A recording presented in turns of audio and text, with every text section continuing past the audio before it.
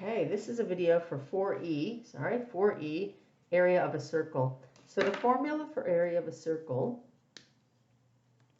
is A equals pi r squared. So the area is the radius squared times pi, either on your calculator or by using 3.14 or 22/7. So I have my big old calculator here. I might use it even though it's a little bit different than your calculator. I might bring it in here for some work. Okay, so there's my formula. Sometimes we only have a half a circle. Well, of course, then we're going to do half of pi r squared. And sometimes we have a quadrant or quarter circle. And so we'll do a quarter times pi r squared. I hope that would make sense to you, that, half a circle means you would cut the area in half, and a quarter of a circle means you would cut it in a quarter, by a quarter. All right, here I go. It says use 22/7 for pi and find a given approximation. Oh, there it is. We want to find the area. So the area is pi times r squared, and we're going to use pi is 22/7 times 7 squared. Okay, I'm just going to grab my calculator. This is definitely a calculator question. And on my fancy calculator, I can actually get a fraction. Can you believe it? Can you wait until you get this calculator when you're in year 11? So 22/7 times 7 squared. Okay, almost like your calculator. And I get 154. So this area is 154 meters squared.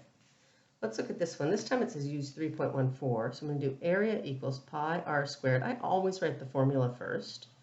And I'm going to use 3.14, they told me to, times by, I don't even need to write a times, I can just use a bracket, 10 squared. So that's 3.14 times 100. 10 squared is 100. I know multiplying by 100 just moves this decimal place too, so it's 314 centimeters squared. Easy. All right, let's go to this. Use a calculator to find the area of the circle, correct 2 decimal places. So they're wanting me to use a pi key on my calculator. I know that you guys know where yours is from doing circumference. So I'm going to go, okay, area equals pi r squared, area equals pi times, and I'm putting pi there because that's what I'm typing in my calculator, 2 squared. And that's going to give me on my calculator, I can find pi right here, pi times 2 squared, even though I know it's 4, I typed that. And they wanted it to be 2 decimal places. And when I look on my calculator, I get 12 point, and I go 2 places. And this is the decider, the 6, and that's going to make that 6 turn to a 7. So 12.57 centimeters squared. And then my very last one here, I have the 2 interesting ones. So I do area equals, that's a quarter of a circle, so 1/4 times pi r squared. So that equals 1/4 times pi in my calculator times 3 squared. So I'm going to grab my calculator again. I know it's a little bit different than yours. And then I'm going to go 1 divided by 4. You can do that.